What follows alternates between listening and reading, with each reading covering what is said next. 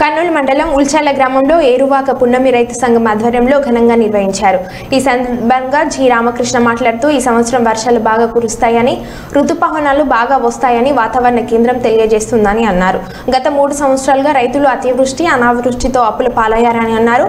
వర్షాలు కొద్దిమీర కురిసినప్పటికీ చిత్తశుద్ధి లేని ప్రభుత్వాల వల్ల రైతులు ఇబ్బందులు పడుతున్నారని అన్నారు. రైతులు కరువులతో అలమటించిపోయారని ఆవేదన వ్యక్తం చేశారు.